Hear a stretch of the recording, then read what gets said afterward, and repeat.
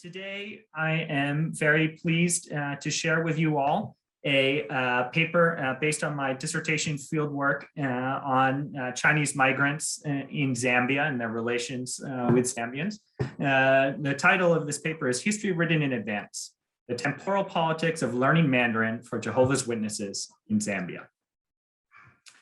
And for those of you, I'm sure everyone is probably familiar, but Zambia is a country in Southern Africa. So this is the location that this paper takes place.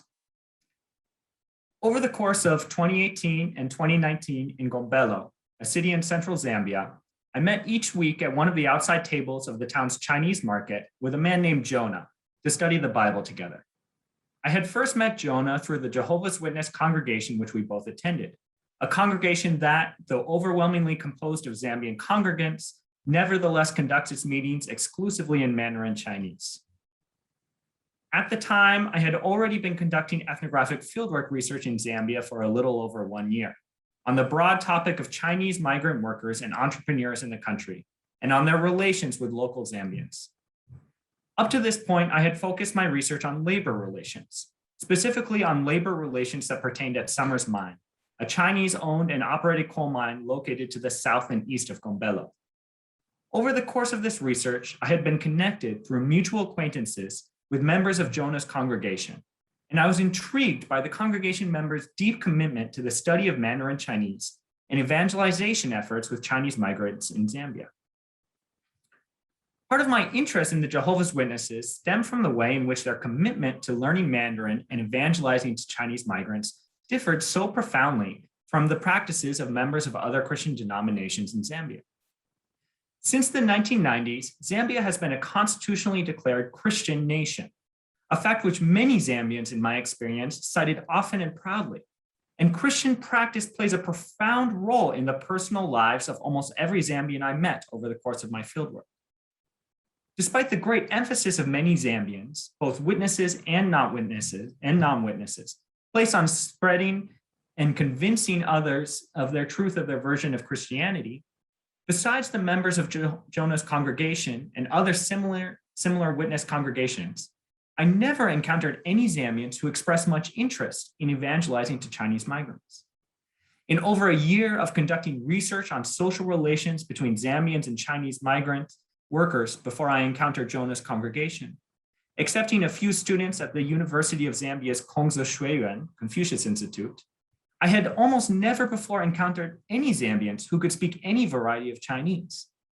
Nor among the other Zambian Christian congregations I spent time with, including Pentecostals and Seventh-day Adventists, had I ever met Christians in Zambia who sought to actively proselytize to the Chinese migrant community.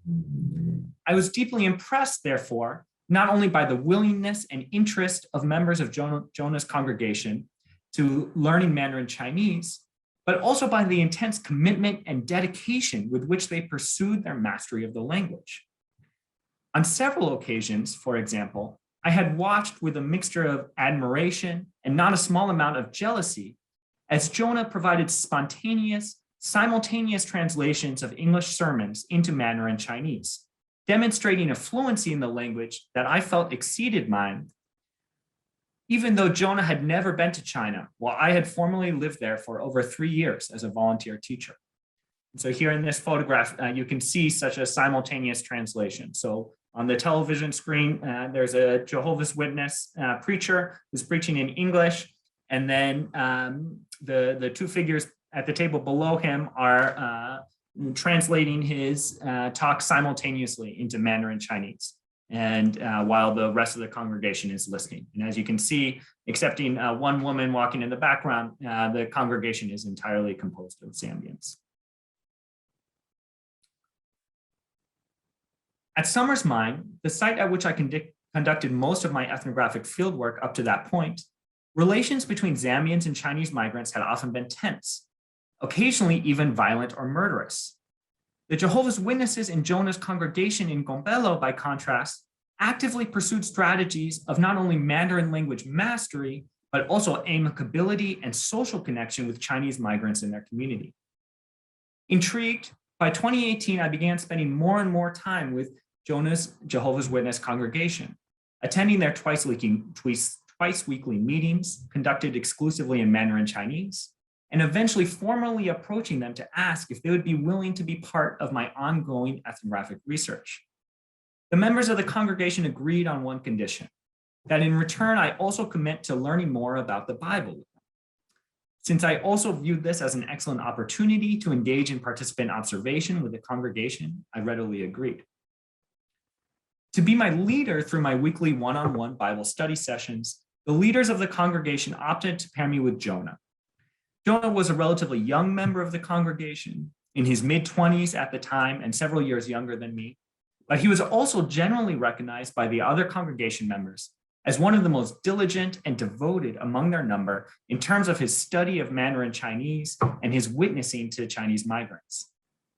Both of Jonah's parents were also witnesses, and he had begun learning Mandarin 6 years previously as a teenager when his whole family had moved from an English language Jehovah's Witness congregation to a Mandarin language one in their hometown of Kitwe, a city on the Zambian copper belt in the northwest of Zambia. I learned from older members of Jonah's congregation in Gombelo that there had been tremendous growth in the number of witnesses in Zambia since the 1990s. And during the period of my fieldwork in the late 2010s, there was an increasing number of what witnesses refer to as foreign language congregations in most of Zambia's main urban centers. Some Mandarin language ones, such as the one Jonah and I attended in Gombelo and the one his family attended in Kitwe, but also other witness congregations that conducted their meetings exclusively in, for example, Gujarati, French, or sign language. Like the Mandarin language congregation that Jonah and I attended, these other foreign language congregations were overwhelmingly composed of Zambian congregants who had no previous background in these languages and who had moved to these congregations out of a voluntaristic desire to develop their abilities to evangelize to groups of people in Zambia. For example, Chinese and Indian migrants and entrepreneurs, Congolese refugees, deaf members of any of Zambia's ethnic communities, who otherwise were not proficient in spoken English or another Zambian language. Like Mandarin, proficiency in some of these languages, such as Gujarati, was otherwise exceedingly rare, if not unheard of, among other Zambians who were not themselves members of these relevant diasporic communities. Jonah himself had moved from Kitwe, the largest city on the Zambian copper belt, to Gombelo several years previously because, he told me, he wanted to use his Mandarin to reach Chinese people whom he otherwise worried would not be receiving the truth of the Bible. Jonah spent a minimum of 70 hours each month witnessing to Chinese migrants in Gombelo, a number that he, like other members of his congregation, kept meticulous track of because it qualified him to identify as a Jehovah's Witness pioneer, a status indicating Jonah's embrace of Jesus's admonishment to his disciples to follow Jesus's example, to spread the word of God to all people everywhere. Within the Mandarin language congregation which Jonah and I attended, almost every adult or teenage member was exactly this kind of pioneer, spending at least 70 hours a month on evangelization. For the secular work that provided the income he used to pay his living expenses, Jonah worked as a part-time IT consultant for various businesses around Gombelo. Jonah had in the past combined his expertise in IT with his proficiency in Mandarin to obtain paid employment with a few small Chinese-operated businesses around Gombelo. However, about a year before I met him, Jonah had ceased all secular work with Chinese-operated businesses because, he informed me, his employers at these companies frequently asked him to assist with tasks he felt were unethical, such as helping them to lie on official government forms or provide bribes to Zambian government officials. I learned much of Jonah's life history this way during our long and wide-ranging weekly Bible study conversations, which often lasted the better part of an afternoon and took place each week at Gombelo's Chinese market. The Chinese market had originally been a site for numerous produce stalls owned by Chinese migrants, a function it still continued at the time of Jonah's and my meetings, but had also grown substantially to include an expansive food court full of small food stalls selling authentic Chinese foods originating from a number of different regional cuisines across China. Though the produce stalls, the original center of the market, were popular among Zambians as well as Chinese and other foreign migrants alike, besides Jonah and I, the patrons of the food court offering prepared Chinese dishes were almost always Chinese. Each week, Jonah and I would study together at this food court, laboriously working our way paragraph by paragraph through a small 15-chapter booklet entitled, "What Does the Bible Teach Us?" To aid my understanding of this booklet, we also cross-reference the main ideas there with numerous passages from the New World English translation of the Bible.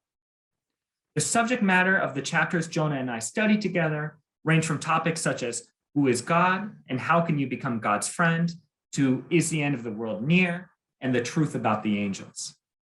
Each chapter was about 5 to 10 pages long. Sometimes Jonah and I would cover an entire chapter together over the course of an afternoon. More often, due to my frequent questions and lack of understanding on many points, we would only cover a few pages or even just a single page of the booklet over the course of an entire afternoon. One topic that in our previous study sessions I had gotten repeatedly stuck up on was that of history and prophecy and the relation between the two. Prior to my beginning Bible study with Jonah, I had thought of myself as relatively familiar, not very, but at least relatively familiar with what I understood to be the main themes of the Christian Bible. I had studied many passages of the Bible in the liberal Episcopalian or Anglican church I grew up in, and I had also analyzed the Bible as a literary text in my secular high school and university English classes. Studying with Jonah, however, I rapidly discovered just how deep my ignorance of huge stretches of the Bible really ran. Take, for example, the book of Daniel. Jonah explained to me that this book was one of the most important sources of biblical prophecy. But my previous encounters with the book of Daniel, grounded in either liberal Christian or secularist assumptions, had completely ignored these prophecies in favor of the stories of Daniel in the lion's den and his companions in the fiery furnace, used as allegories for faith in the face of adversity, in my own experience. And perhaps also a bit about Nebuchadnezzar's madness as an allegory of the dangers of hubris. Jonah acknowledged that as historical accounts, the narratives of Nebuchadnezzar, Daniel, and Daniel's companions were crucial for providing models of both right and wrong action among human beings today, which had been similar to my own understanding. But he also pointed out to me that all of these historical narratives I already knew from the book of Daniel, and which demonstrated proper models of true faith, were contained only in the book's first six chapters. But the book had another 6 chapters, of which I knew nothing, but which Jonah taught me contained information that was just as, if not more important than that contained in the first 6 chapters of the book of Daniel. Jonah explained that these remaining 6 chapters of the book of Daniel were also, like the first, a completely true and accurate history. But they were a history of a quite different kind. These latter 6 chapters were primarily filled with prophecy, which, as Jonah explained, is nothing more or less than history written in advance. To help dispel my continuing confusions on this subject,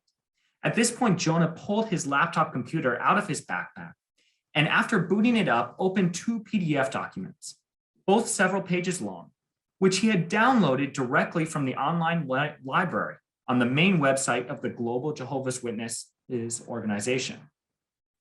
These 2 PDF documents were entitled, respectively, Chronology and Detailed History Written in Advance. As Jonah and I moved carefully sentence by sentence through these 2 articles, Jonah pausing frequently to patiently answer my many questions, he explained to me that there are 2 basic kinds of possible history. The first is history written regarding past events, which can be either secular or biblical in nature. The second kind of history, which is only truly found in the Bible, is history written in advance. Jonah pointed out how the Hebrew scriptures provide an extremely detailed and meticulously documented history of past events, beginning with God's genesis of the world and moving through the creation of Adam in 4026 BCE, the global flood in 2370 and 2369 BCE, down through the exodus of the Israelites from Egypt and the foundation and later travails of the kingdom of Israel, and then again of Jesus's ministry and that of his earliest followers. But Jonah acknowledged that even during this biblical period, there was at least one large temporal gap in which the Bible seemed to provide no history at all of past events. This temporal gap, about 400 years long, began with the governorship of Israel by Nehemiah under Artaxerxes I of Persia in the 5th century BCE, which corresponds with the end of the Hebrew scriptures. And it ended with the birth of Jesus in the year 2 BCE, which corresponds with the beginning of the Christian Greek scriptures. So I've gone ahead and tried to provide a very rough schematic of this historical accounting that Jonah was providing me. So I hope that the diagram makes what I'm saying more clear and not less clear. And I'd be happy to explain it more in the question and answer session after my talk. Far from being silent on the history of this roughly 400-year period, however, Jonah explained how the Bible provided a different kind of history, no less detailed or accurate than the history written of past events. In this particular case, the history written in advance contained within the book of Daniel. Jonah taught me how Daniel, who was a captive in Babylon around the 6th century BCE, nevertheless recorded a completely accurate history of the major political events that were to take place in Southwest Asia and the Eastern Mediterranean in the following centuries, and indeed far beyond that point as well. Point by meticulous point,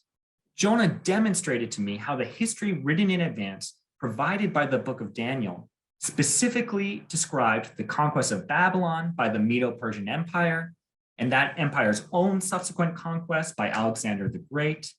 the fall of the city-state of Tyre, the later division of Alexander's empire among his generals, known as the dialogic, into 4 smaller empires, and of the struggles between them, the beginning and end of Jesus's ministry as the Messiah, as well as the destruction of Jerusalem by the Romans after Jesus's death. In fact, Jonah pointed out to me, the history written in advance contained within the book of Daniel extended far beyond even the destruction of Jerusalem, which took place in 70 CE, and the completion of the Christian Greek scriptures by John on Patmos in 98 CE. This history extended all the way, in fact, through the year 1914 CE, the year that World War I began, and also the year that Jehovah cast out Satan and appointed Jesus king of God's kingdom in heaven, thus initiating the last days of the current system of things on earth. This history continues to inform events of the present day as well, as the history written in advance contained in the book of Daniel, and also elsewhere in the Bible, such as in the book of Revelation, describes events of the current world as well as the events we are rapidly approaching, such as the war of Armageddon, in which God's kingdom will destroy all secular human governments on earth in order to return the world to Jehovah's rule. Thus, what at first appeared to be large gaps in the Bible's historical record of past or even current events, Jonah explained to me, were in fact not gaps at all, since the history written in advance provided in the book of Daniel and elsewhere in the Bible described all of the important events of these periods, leaving, as Jonah phrased it to me quite succinctly, nothing out. Of course, Jehovah's Witnesses are not the only group of Christians to place great emphasis on the import of biblical prophecy and on the literal truths it might reveal about both past events and events of our own time. There was certainly great interest in prophecy expressed by members of other Christian congregations in Zambia with whom I conducted fieldwork research, including Seventh-day Adventists and members of various Pentecostal churches. But there was a certain urgency and immediacy with which Jonah and the members of his witness congregation approached the careful tracking of historical dates and events, an intense focus that members of other Christian churches in Zambia, in my experience, did not seem to share to the same degree. This was paralleled by another outstanding feature of Jonah's congregation, which I mentioned at the beginning of this talk, which was their deep commitment to mastering Mandarin and witnessing to Chinese migrants in Zambia, which, as I have mentioned, was almost unheard of among other Zambian Christian groups. So what I'm going to suggest in the rest of the paper is that these two phenomena could be related. In a thought-provoking article, Simon Coleman discusses the concept of historiopraxy, the practice of simultaneously both invoking and making history through the mimetic replication, or in other words, reliving of past events. Coleman argues that this very mimetic replication or reliving of past events through historiopraxy helps, in turn, bring about new, current, and future events. In this article, Coleman also argues that in the Swedish Pentecostal groups he did research with,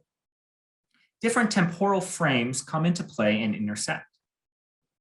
One of these is the minor temporal frame that involves the life trajectory of an individual believer, including, in Coleman's case, quite prominently a conversion narrative that marks a point of new beginning in the believer's life. The second is the more ambitious or major temporal frame that includes the grand sweep of world history, which in the narrative accounts of Coleman's Pentecostal informants is highly eschatological and world-ending in nature and focused on Christ's second coming and therefore the end of time. Much of this is not at all alien to the discourses articulated and the practices pursued by Jonah and the members of his congregation. Though in my experience, Jonah and his fellow witnesses did not express a discourse of being born again, and very rarely highlighted their own individual processes of conversion or of coming to the truth. So in this sense, that the minor temporal frame that Coleman identifies was not very important in the discourses of these witnesses. However, historiopraxy, the mimetic replication of past events so as to bridge the gap between individual life trajectories and the grand sweep of history, was certainly very important overall to the practices of Jonah and his congregation. Crucially, however, for these witnesses, the process of historiopraxy involved as much the elision of certain kinds of history as it did their invocation and mimetic replication. The assertion Jonah made to me that the history written in advance presented in the book of Daniel and elsewhere in the Bible left nothing out is an interesting one, of course, because from other perspectives, both secular and non-secular, there are many other kinds and other accounts of history that are precisely left out of biblical history, or at least seem to be. Jonah's assertion seemed to recall Elizabeth Pavanelli's distinction in her discussion of the fundamentally tense-laden and eschatological discourses of late liberalism between event and quasi-event. Pavanelli argues that while events are truly and fully eventful, in the sense that they clearly and unambiguously participate in the unfolding of history, quasi-events are not substantial in quite the same way. It is not exactly the case that quasi-events can be said not to have happened. It is rather that in the ongoing sweep of eventful history, quasi-events fade so far into the background of unimportance that it is difficult to say whether they have truly occurred or not. Their occurrence or non-occurrence is simply not relevant to the ongoing progression of history.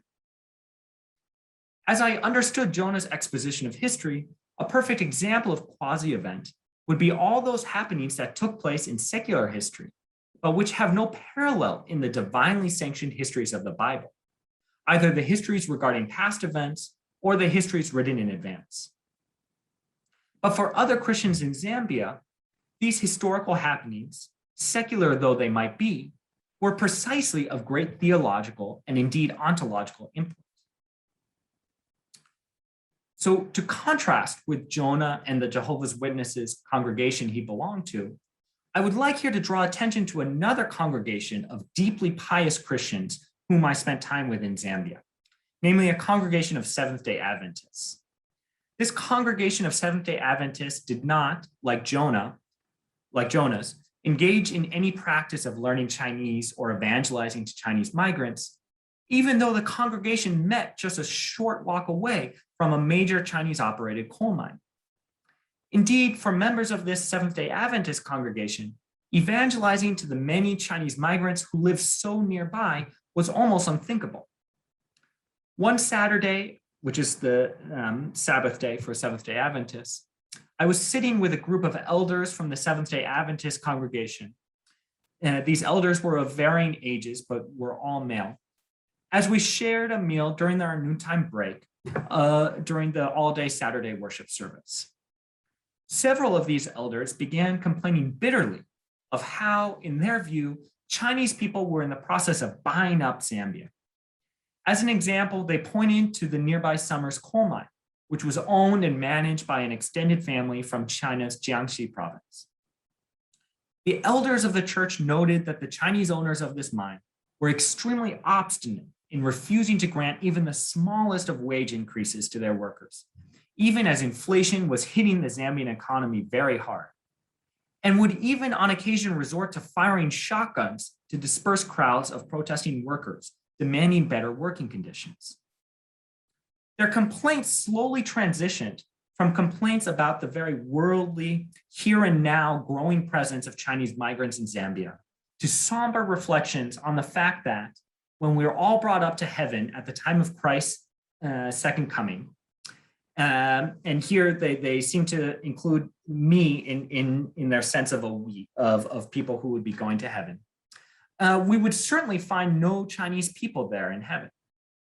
I asked the elders how it could be that there would be so many kinds of people brought up to heaven and yet no Chinese in all of heaven.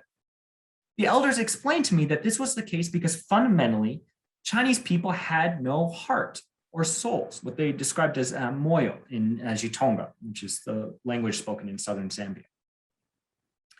The contrast between, on the one hand, these elders of the Seventh-day Adventist Church, who averred the total impossibility of Chinese people being brought to heaven because of the latter's lack of souls, and on the other, the witnesses of Jonah's congregation, who learned Mandarin and spent upwards of 70 hours a month witnessing to Chinese migrants precisely so that they might be saved as part of God's chosen people. It's a stark contrast. Important here is the different approaches to history, the different processes of historiopraxy, to use Coleman's term, at play in each of these congregations. Jonah certainly had negative impressions of specific Chinese individuals that he had worked with or otherwise come into contact with in both Kitwe and Gombelo. After all, he had described that it was no longer appropriate for him to work for Chinese, since he felt that they often asked him to do things he felt were unethical and which violated the dictates of his religion. But when I asked him about the prevalent narrative in Zambia at the time, and then that I was doing research, that Chinese were buying up the country, expressed not only by the elders of the Seventh-day Adventist Church, but also, for example, on several popular radio talk programs on the airwaves in Zambia, Jonah averred strongly that all of this was really besides the point. Jonah pointed out that very, very soon, there would be neither a Zambia to buy up, nor a China to buy it. And in fact, all nations would be destroyed in the coming Great Tribulation that, he told me repeatedly, will be taking place as early as next month. In these end of time circumstances, the only thing that really mattered, Jonah explained to me, was to follow Jesus's example and take up his call to go and make disciples of people of all the nations before the opportunity to bring additional people to the truth is lost forever. Thus, the process of historiopraxy pursued by Jonah and other members of his congregation certainly involves both an invocation as well as a making of history, as witnesses explicitly try to pattern the structure of their lives and conduct on the example of Jesus and his earlier followers, while also participating directly in the rapidly unfolding events that are about to conclude with the ending of the current system of things. But a crucial element in this process of historiopraxy, beyond the invocation of making of history, is, for these witnesses, also, as I mentioned, the elision of history. Whereas for the elders of the Seventh-day Adventist Church, who also expressed a firmly felt belief in a rapidly approaching worldwide transformation that would accompany the second coming of Jesus Christ, the transformation of Zambia specifically, as it starts to be influenced more and more by Chinese migrants and investments, is still very much an eventful occurrence for the Seventh-day Adventists. So much so that it directly corresponds to, or at least illustrates, greater historical patterns that would be replicated once the righteous have been brought up to heaven, namely in the fact that because of the way that Chinese operate in the world in the here and now is evidence that they will not be brought up to heaven as part of God's chosen people. Given the tight linking for these Seventh-day Adventist elders between contemporary events in Zambia and wider theological and ontological concerns about the very nature of Chinese people themselves, it is not surprising that members of this congregation, or indeed of the Seventh-day Adventist Church in Zambia generally, made no substantial effort to evangelize to the growing Chinese expatriate community, and certainly not to learn Mandarin in order to do so. Some of these Seventh-day Adventist elders worked with Chinese colleagues on an everyday basis, and yet despite these everyday interactions, they still seemed quite sure that a spiritual gulf separated them from their Chinese colleagues, a gulf too wide to bridge. For the witnesses of the Mandarin-language congregation in Gombelo, it was very much the opposite. Related to, or perhaps because of their conviction that any Chinese activities in Zambia were extra-scriptural with respect to the biblical histories written in advance, and therefore largely irrelevant, these witnesses saw only practical and perhaps cultural, but certainly not ontological, barriers to converting Chinese expatriates. Like many members of the Seventh-day Adventist congregation, some of these witnesses, such as Jonah, had experienced strained or frustrating work relations with Chinese in the past. But if, for example, Jonah felt that this was evidence of an unbridgeable spiritual gap between himself and Chinese, he certainly never expressed anything like that to me. But the collapsing of eventful history to that which is contained within biblical histories, including both those regarding past events and those written in advance, is not without its difficulties. As I have already described, there is much in secular history, such as recent transformations in Zambia with the increasingly obvious presence of Chinese investors and migrants, that figure in the discourses of witnesses, such as Jonah, as not quite fully eventful, that is to say, as quasi-event. But this applies to events in the past as well, especially to events described by secular or other non-biblical histories that did not take place in the ancient Near East. For example, Mr. Liu, a Chinese man in about his mid-40s who had been working in Zambia for about 5 years in a Chinese-operated construction company, told me that while he was very interested in printed pamphlets and teachings brought to him by members of Jonah's Jehovah's Witness congregation, he nevertheless was doubtful of the veracity of all these historical biblical accounts they related to him, for precisely the reason that they seemingly failed to include any mention of events that took place in China. Mr. Liu pointed out that China has its own very ancient history, perhaps in his view, even more ancient than most of the events described in the Bible. And he found the lack of mention of any of the events of Chinese history in the biblical text to be quite puzzling. Though he had attended a few of the gatherings of the Jehovah's Witnesses, this lack of correlation between Chinese history and biblical history was one of the main reasons that he did not wish to fully accept the teaching of the witnesses or to become a member of the congregation, even though, as I said, he was interested in the witnesses, but he wasn't really willing to take that final step. Here again, there was creative tension in the practices of both eliding history and invoking history pursued by Jonah and his fellow witnesses. It is not exactly the case that Jonah or other members of his congregation totally denied the eventfulness of the Chinese history to which Mr. Liu was alluding to, but they tended to recast this history in terms of the ways that it might intersect with the histories, both of past events and written in advance, that were contained within the Bible. One evening, for example, Jonah and I went to the home of 2 other congregation members named Robin and Miriam and their 2 daughters to participate in a family worship session. After we had concluded the family worship service and eaten some dinner, Jonah helped Robin to print out some flashcards of Chinese logographic characters, or Hanzi. As we sat together waiting for the cards to print, Jonah explained to me and Robin how many of the ways in which Hanzi are meaningfully constructed from smaller constituent parts are in fact direct references to biblical accounts. He often used this fact as evidence when he was witnessing to Chinese expatriates such as Mr. Liu, he said, that ancient Chinese people had knowledge of important biblical events, such as the experiences of Adam and Eve in the Garden of Eden and the global flood. Jonah gave me a few examples of the ways in which the composition and structure of Hanzi demonstrate the awareness that ancient Chinese peoples had of biblical events. For example, he explained to me the Chinese character, which in Mandarin is pronounced xiang, which can have a number of meanings. One of the main ones of which is to desire, is composed of the elements for tree, for eye, and for heart. And Jonah pointed out that this was a direct reference to the story of Eve desiring the forbidden fruit, as described in Genesis chapter 3, verse 6, which reads, "Consequently, the woman saw that the tree was good for food and that it was something desirable to the eyes. Yes, the tree was pleasing to look at. So she began taking of its fruit and eating it." Similarly, Jonah pointed out how the Chinese character quan, pronounced in Mandarin quan, which means ship,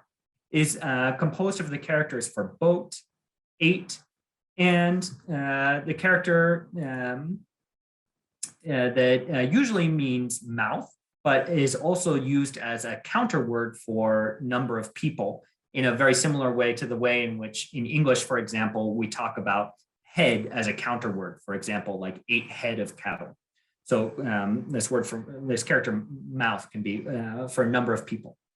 Jonah demonstrated how this character is a reference to the story of Noah and his family, cited in 1 Peter chapter 3, verse 20, which reads in part, "In Noah's day, while the ark was being constructed, in which a few people, that is 8 souls, were carried safely through the water." As a final demonstration, Jonah showed me the character Huang, pronounced in Mandarin Huang, which means crazy,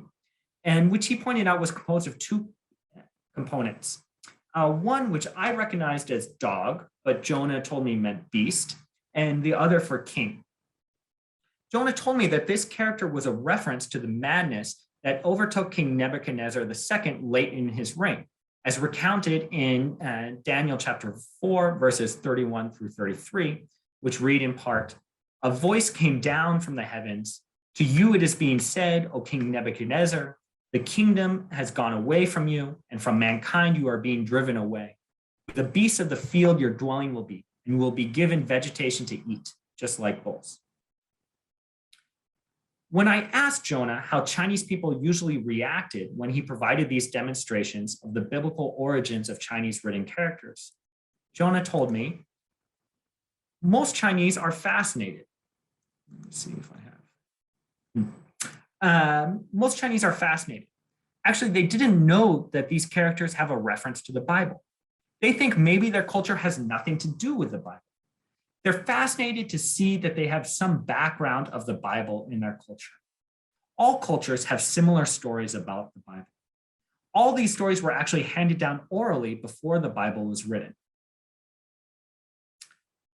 The connections between biblical accounts and ancient Chinese history inscribed within the very structure of the Chinese writing system notwithstanding, however, there are simply many things that seem to have occurred in both China's past and indeed the world's past